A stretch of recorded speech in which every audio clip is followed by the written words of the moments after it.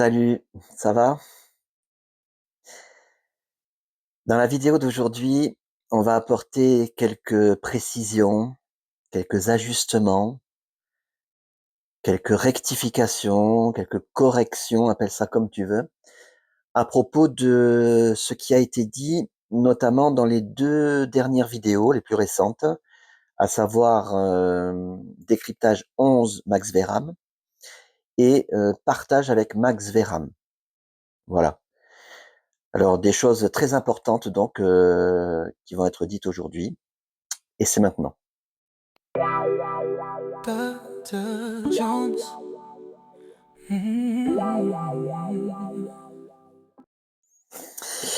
Le premier point concerne ce qui a été dit dans l'introduction de la vidéo la plus récente, là, la dernière, échange avec Max Vehram. C'est une introduction que j'ai tournée après coup, pour introduire ce fameux échange avec Max Vehram. Et dans cette introduction, je dis quelque chose qui va pas du tout. Je m'en suis pas rendu compte sur le coup, bien sûr. Je m'en suis rendu compte après. Et je vais t'expliquer ce qui va pas dans ce que j'ai dit. Je te montre tout d'abord un court extrait de cette introduction. Max et moi, on a pris contact et on a convenu de se faire une petite rencontre à deux et d'aborder un sujet qui, me semble-t-il, est quand même très peu abordé dans le domaine de la non-dualité. C'est le sujet de la pédagogie non-duelle. Voilà, alors, comme tu l'as entendu, je parle ici de, j'emploie le terme en tout cas de pédagogie de la non-dualité, pédagogie non-duelle, et, et ça va pas, en fait. Pourquoi ça va pas? Depuis les premières vidéos que j'ai publiées, et jusqu'à la dernière en date, donc le fameux échange, le partage avec Max Vehram, j'arrête pas de dire que, et d'ailleurs Max est totalement d'accord avec moi sur ce point, que la non-dualité, ça ne s'enseigne pas. Voilà. Dans la vidéo décryptage numéro 3 de mémoire, je détaille ce point et je dis par exemple qu'il vaut beaucoup mieux parler d'accompagnement ou d'accompagner, d'employer le verbe accompagner plutôt que d'enseignant, d'enseignement ou enseigner. Ok, la non-dualité ne s'enseigne pas. Ok. Mais alors, pourquoi parler de pédagogie non-duelle? En effet, virgule, si on regarde ce que signifie précisément le mot pédagogie, je te montre sur Wikipédia, tu peux constater que, j'ai surligné les mots importants, que en résumé, la pédagogie, ce n'est rien d'autre que l'art d'enseigner. Alors là, tu vois tout de suite le problème. D'un côté, on dit que la non-dualité ne s'enseigne pas, et d'un autre côté, on parle de pédagogie de la non-dualité. Donc, l'art d'enseigner la non-dualité, tu vois bien que ça colle pas. En réalité, il n'y a pas de pédagogie de la non-dualité, tout simplement, puisqu'on peut pas l'enseigner.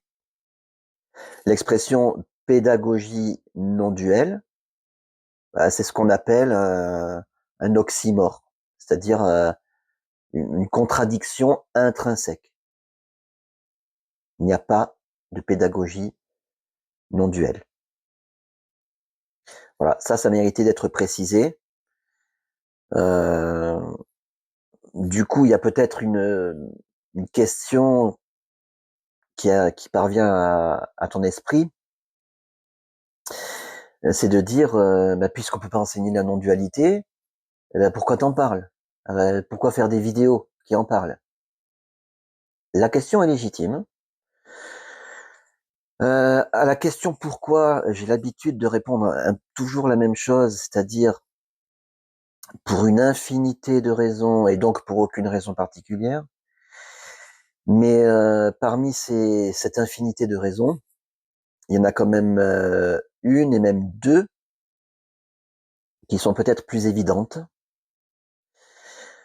La première, donc pourquoi je parle de non-dualité? Ben, réponse en chanson. Pour le Voilà, plaisir. pour le plaisir. Il y a du plaisir qui est éprouvé quand j'en parle, et c'est déjà une raison suffisante, hein, de mon point de vue. Il y a une deuxième raison, moins évidente sans doute. Je vais pas la dire maintenant parce que je vais en parler dans un autre point qui sera traité tout à l'heure. Donc je ferai le lien à ce moment-là avec ce que je suis en train de dire maintenant. Ok? Alors autre chose qui mérite peut-être des précisions, c'est cette histoire de pissenlit. Si t'as pas vu l'échange avec Max Verham, tu sais pas du tout de quoi je parle, mais c'est pas grave, je vais préciser à nouveau. Et, et même, je vais te montrer un court extrait de ce que je disais à Max à ce sujet lors de notre échange. La croyance au je et au moi, ben, c'est la racine du pissenlit. Tant qu'elle Ouais. est là, tu peux couper tout ce qu'il y a au-dessus. Ça va faire, oui, ça va faire des glimpses ou je ne sais quoi, des aperçus, des ceci, des cela, et hop, pouf, ça va repartir dans le moi et dans le je. Ça va repousser, repousser à chaque fois. Voilà. Alors, pour que ce soit encore plus concret, et au cas où tu saurais pas ce que c'est qu'un pissenlit ni à quoi ça ressemble, je t'ai fait une petite vidéo pour bien ancrer dans ton esprit l'image du pissenlit avec sa racine et du problème rencontré. Je te montre ça tout de suite, c'est très rapide, on se retrouve juste après. Alors, je vais te montrer le problème avec tes pissenlits. Tu vois, tu as des jolies bordures, c'est nickel. Et là, hop, qu'est-ce que c'est que ça? Des pissenlits. Alors, ici. Et voilà, tu vois, j'ai que dalle. La racine est restée à l'intérieur. Et je peux pas la choper.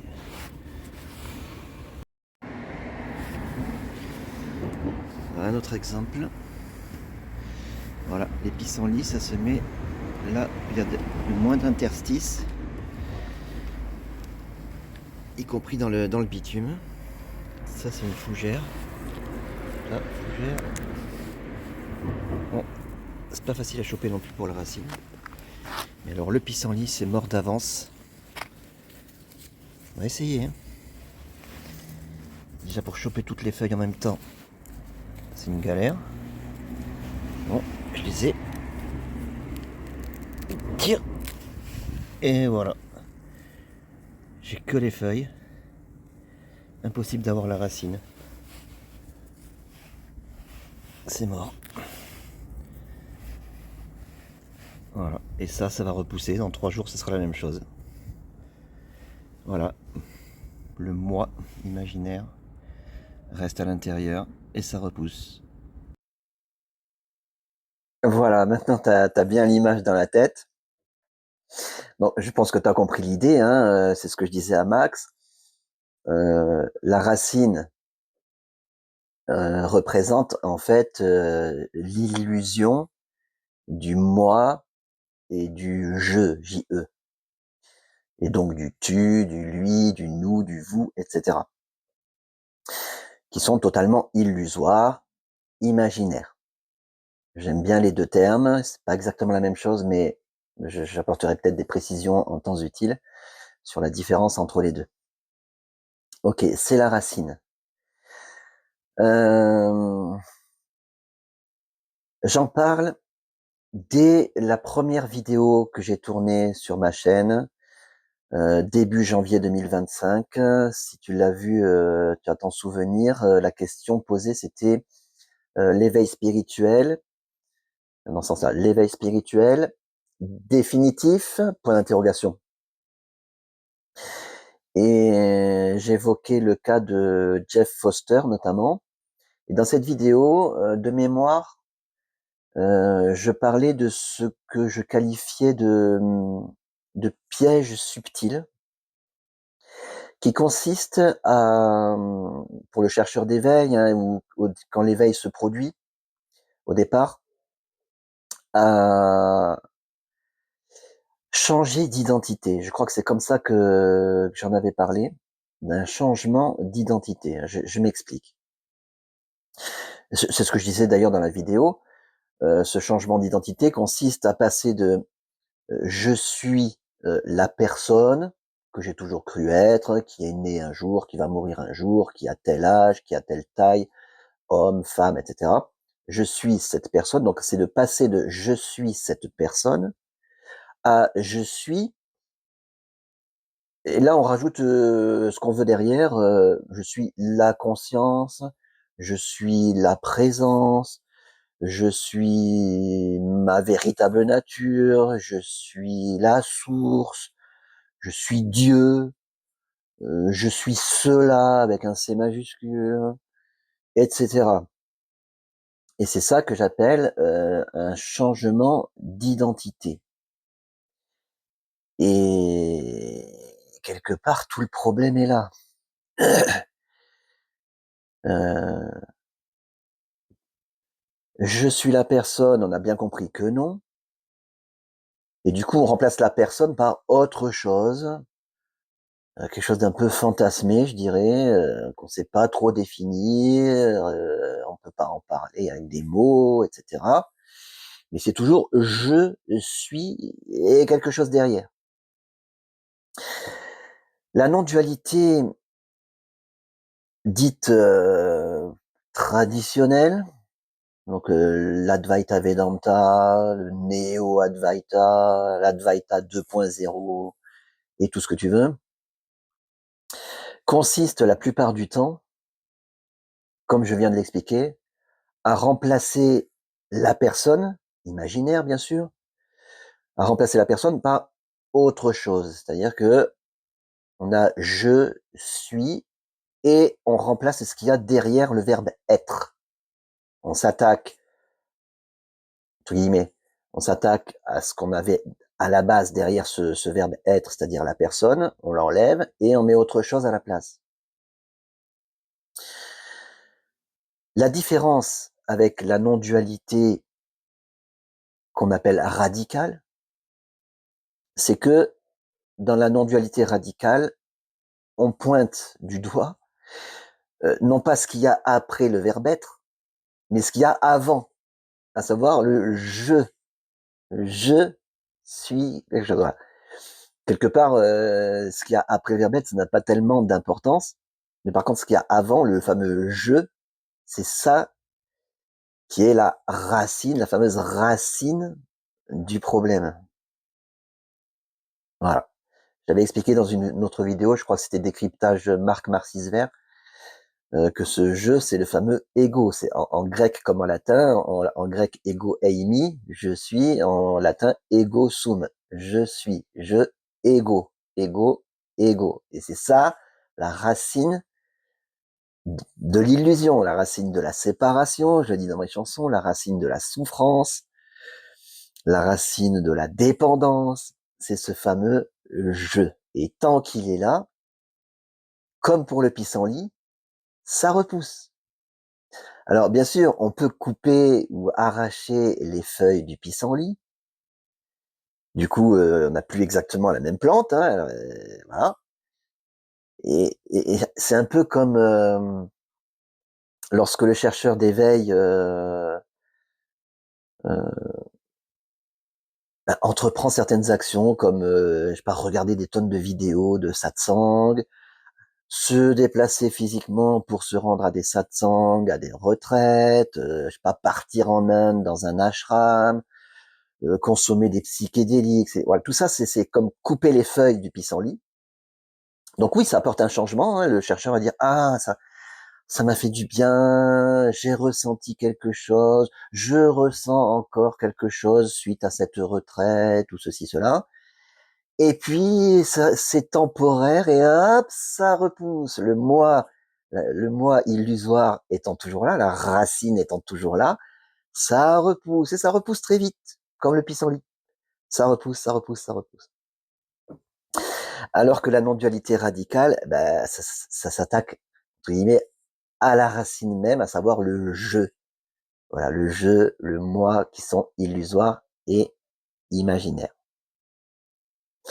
Et d'ailleurs, l'expression non-dualité radicale, cette fois-ci, je trouve qu'elle correspond très bien parce que, bah tiens, je te montre sur Wikipédia, qu'est-ce que ça veut dire vraiment radical. Tu vois que c'est, voilà, radical, regarde les mots que j'ai surlignés, relatif à la racine. En latin, radix, la racine. Et voilà, la non-dualité radicale, c'est la non-dualité qui s'attaque à la racine. Et c'est de ça que je parlerai désormais dans toutes mes vidéos. Voilà. Le point suivant concerne ce que j'ai dit alors non pas dans la dernière vidéo échange avec Max Verham, mais dans celle d'avant, décryptage 11, Max Verham. C'est vers la fin de la vidéo où j'emploie un terme qui est franchement pas le mieux choisi. Euh, Je vais te faire écouter l'extrait, un court extrait de ce que j'ai dit dans cette vidéo-là. Et je t'en reparle juste après. Il y a eu, cette envie, cet élan, cette poussée pour en parler, parce que c'est tellement beau. C'est comme une libération. C'est la libération. Voilà les mots qui sont dits ici. C'est la libération lorsque tous ces éléments personnels se dissolvent. C'est merveilleux. C'est merveilleux. Alors tu vois, là j'emploie un terme que j'ai également employé dans ma dernière chanson, chanson pour personne. Je vais pas te mettre, ouais, je te mets l'extrait. Allez, pour le plaisir. Voilà, il y a un mot en commun là, essaye de le trouver. Petite devinette en passant. Quand ces éléments personnels, source de la séparation, se fondent dans l'universel, alors c'est la libération. Voilà, alors tu vois ce mot que j'emploie dans cette chanson et que j'ai employé dans la vidéo décryptage 11, qui est pas le mieux choisi, c'est le mot libération. Je vais essayer de t'expliquer pourquoi c'est pas le bon mot. Tu vas comprendre. Hein, ce que je vais dire ici, c'est en grande majorité totalement accessible au mental. Quand tu entends le mot libération, quand je dis quand ces éléments personnels, source de la séparation, se fondent dans l'universel, alors c'est la libération. Ça, c'est la chanson. Ou quand je dis lorsque ces éléments personnels se dissolvent, c'est la libération. Il y a deux problèmes pour l'être humain qui vit dans l'illusion du je et du moi, tel que toi, entre guillemets toi. Le premier problème, c'est que déjà, quand on parle de libération, on est tenté de se dire, mais qui est libéré? Puisqu'il y a une libération, il y a bien quelqu'un qui est libéré. Tu vois, ça introduit la notion de quelqu'un, une personne en l'occurrence. On pourrait l'interpréter en disant, ben, lorsqu'il y aura plus ce je, ce tu, ce nous, ce moi, je serai libéré. Et tu vois, ça réintroduit le je. Parce que c'est comme si c'était quelqu'un qui allait être libéré quand on parle de libération. Premier problème. Deuxième problème, même dans la formulation, hein, dans la chanson, quand ces éléments personnels de la séparation se fondent dans l'universel, alors c'est la libération. On a bien un quand ceci, cela, alors c'est la libération. Et là, c'est une formulation totalement temporelle, pardon, pas temporaire, temporelle. C'est-à-dire que on a une situation A, le je, le moi, le nous, le tu, et quand cette situation sera résolue, alors on arrivera à une situation B. Voilà. On passe d'une situation A à une situation B. Et entre les deux, ben, il y a un supposé chemin, des choses qui doivent arriver, des événements qui se situent dans la temporalité. C'est pas du tout comme ça que ça se passe. C'est pour ça que ce mot libération est pas bon. Il plonge celui qui l'entend dans l'illusion, et il y est déjà, donc ça le renforce presque dans l'illusion qu'il y a quelqu'un qui doit être libéré et que ça doit se passer dans le temps. C'est pas du tout comme ça que ça se passe. Alors, qu'est-ce qu'il vaut mieux dire à la place de libération? Ben, il y a un autre terme qui est beaucoup mieux et que j'emploierai désormais à la place de libération. Tu me verras très certainement pas plus employer ce terme libération. Je le laisse quand même dans la chanson, je vais t'expliquer pourquoi après. Le terme qui est beaucoup mieux, c'est liberté. Liberté, je pourrais préciser avec un L majuscule,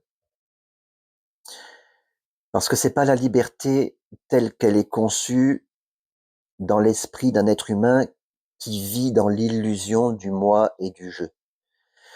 C'est pas la liberté telle qu'on la conçoit au sein de la société humaine, euh, une liberté qui est très très relative. Non, c'est une liberté absolue, si on peut employer ce terme, une liberté absolue qui sous-tend tout ce qui se produit. Et le fait même de l'illusion du je et du moi, cette illusion se produit, elle se produit parce qu'elle est libre de se produire. C'est tout. On peut pas le dire autrement. C'est aussi pour ça, j'aime autant le préciser maintenant, que la non-dualité radicale ne s'attaque à rien du tout, puisqu'elle reconnaît que tout ce qui se produit est libre de se produire. Si l'illusion du je et du moi se produit, c'est qu'elle est libre de se produire. Si elle se dissout dans l'universel, c'est parce qu'elle est libre de se dissoudre, et etc. Tu vois, la liberté est avant toute chose. Ça veut rien dire le avant, mais elle sous-tend toute chose. Toute chose se produit parce que c'est libre de se produire. Voilà, la liberté. Et ça, c'est un terme, tu vois, un mot magnifique. Un mot qui est au-delà du mental. Quand on parle de cette liberté-là, avec le L majuscule. Attention. C'est au-delà du mental. Ça peut toucher directement le cœur, ça peut, je sais pas, toi, quand tu entends ce mot liberté, pour certains, ah, il se passe quelque chose. Rien que de l'entendre. Voilà. C'est pas systématique, c'est pas chez tout le monde. C'est un mot incroyable. Liberté. On va passer maintenant au dernier point. Le 4. Alors là, c'est quelque chose, c'est pas moi qui l'ai dit, du coup, c'est Max. Donc c'est quelque chose qu'il a dit dans ce fameux échange, la vidéo la plus récente, échange avec Max Verham, partage avec Max Verham, je me rappelle plus, je me rappelle jamais le titre. Où Max va dire quelque chose. Quand il l'a dit, quand il me l'a dit, sur le coup, franchement, j'ai pas du tout tilté. C'est seulement après coup, quand j'ai vu la vidéo, en fait, et que j'ai entendu ça, j'ai dit, ah, mais là, ah ouais, il y a quelque chose. Max va employer un terme qui, qui est tout à fait particulier.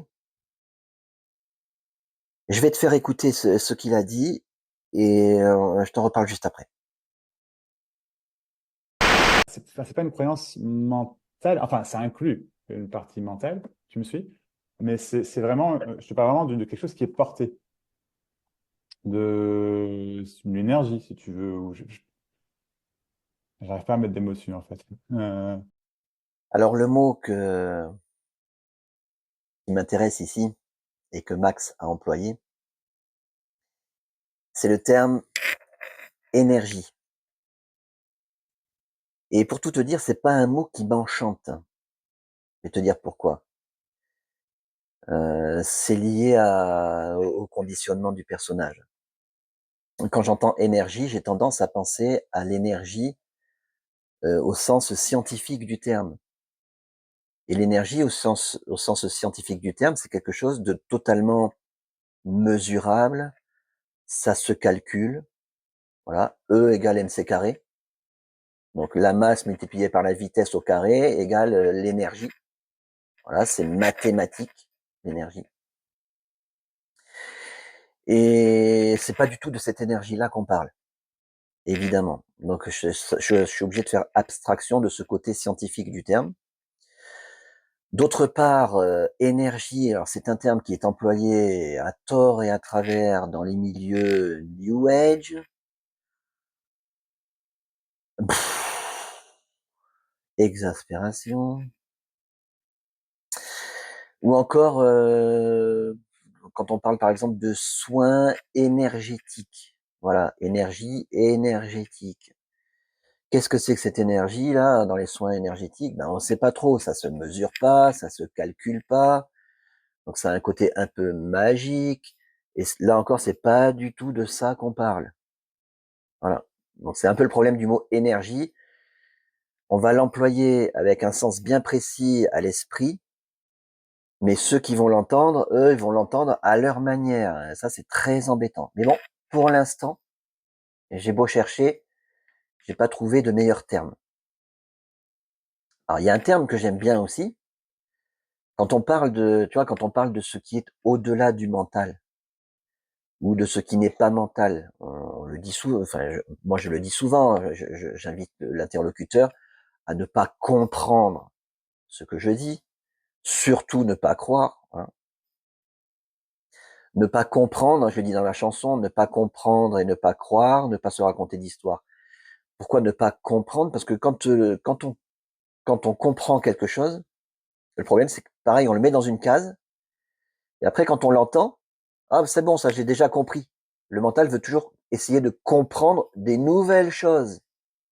Et quand il entend quelque chose qu'il pense avoir déjà compris, ça n'attire plus son attention quelque part. Donc ça peut être contre-productif de comprendre. Il vaut mieux dire, ah mais j'ai rien compris à ce qu'il a dit, ok. Ça veut dire, je reste open, ouvert. Donc quand on parle de quelque chose qui est au-delà du mental, si on dit, bah, c'est pas mental, mais alors c'est quoi? Ben, c'est, ben, c'est énergétique. Voilà, on peut employer ce terme, énergétique, faute de mieux. Et il y a un deuxième terme qui me paraît approprié aussi, mais qui ne m'enchante pas non plus, mais qui, de mon point de vue, est équivalent à énergétique, c'est l'adjectif spirituel. C'est pas mental, parce que c'est spirituel. Voilà. Mais là encore, c'est un terme qui est employé à tort et à travers dans tous les milieux religieux par exemple, alors que la religion c'est tout sauf spirituel, et aussi dans tous les milieux New Age, galactique et tout ce que tu veux, spirituel. Voilà. Donc même problème que pour énergie et énergétique, on va l'employer d'une certaine manière et ça va être compris autrement. Voilà. Donc jusqu'à nouvel ordre, en tout cas, pour ma part, j'emploierai ce terme énergie et énergétique parce que c'est ce qui convient le mieux pour parler de ce qui se passe au-delà du mental. Et effectivement, quand Max explique que parfois il dit des choses à ses interlocuteurs, oui, qui viennent, enfin, qui sont des choses très profondes que l'interlocuteur ne peut pas comprendre, tant mieux, il ne peut pas comprendre. Et que à ce moment-là, il se produit quelque chose de l'ordre de l'énergie. Même lui, il n'arrive pas à le dire autrement, et pour cause, de l'ordre de l'énergie. Ben oui, là, quand j'y pense, ouais, c'est ça. C'est pas mental, donc c'est de l'ordre de l'énergie. Voilà. Et franchement, il n'y a pas de mot plus adapté, en tout cas pour l'instant, au point où de ce que je vois, j'en ai pas trouvé de mieux. Voilà. Et, et voilà, pour revenir à ce que je disais tout à l'heure, euh, le mot liberté, liberté avec un L majuscule, il arrive que simplement en entendant ce terme, liberté, il se produise quelque chose, lorsque c'est entendu, il se produise quelque chose qui n'est pas du tout mental, mais pas du tout, et donc quelque chose d'ordre de l'énergie, d'ordre énergétique. Voilà, ça arrive. Ça me fait penser à la chanson que j'ai publiée, Enza Vital Song, La présence, le titre. Donc ce sont les paroles de Enza Vita, une dame australienne d'origine italienne. Et lorsqu'elle dit simple coquille imaginaire de tout ce que je croyais être, se fend et finalement se brise, révélant un puits de délices. Une fausse rime. Brise, délice. Parce que c'est un peu ça. L'être humain qui vit dans l'illusion du jeu et du moi, c'est comme s'il était dans une sorte de bulle ou de coquille imaginaire. Et lorsqu'il entend, c'est pas vraiment lui qui l'entend, mais lorsque certains mots sont entendus, alors je répète, c'est pas un enseignement quand on parle de la non-dualité, hein. C'est simplement la description de ce qu'on constate, tout simplement. Donc, lorsque certains mots, certaines phrases, certains propos sont entendus, ils peuvent avoir une certaine action, hein, je sais pas trop comment le dire, une certaine action sur cette coquille imaginaire et créer comme des brèches. C'est pour ça que coquille, c'est peut-être mieux que bulle, parce qu'une bulle, ça éclate. Mais ça peut aussi éclater. C'est libre. C'est libre d'éclater. Ou c'est libre de provoquer comme des brèches qui peut finalement provoquer ensuite carrément le fait que la coquille se fende entièrement et qu'il y ait pas libération, mais cette dissolution du moi et du je. Ça fait penser aussi à un avion de ligne par exemple, qui vole à haute altitude. Et c'est arrivé hein, parfois dans certains accidents que qu'il se produise une brèche dans la carlingue et l'air qui est à l'intérieur, normalement l'air d'un avion de ligne, il est pressurisé pour qu'on puisse le respirer. Mais lorsqu'une brèche se produit, et ben là c'est comme s'il y avait une sorte de détente de cet air intérieur, une sorte de détente. Et c'est là qu'il y a les fameux masques à oxygène, pas les max, hein, les masques à oxygène qui tombent pour qu'on puisse respirer ben, de l'air pressurisé justement. Mais voilà, les brèches provoquent comme une détente de l'intérieur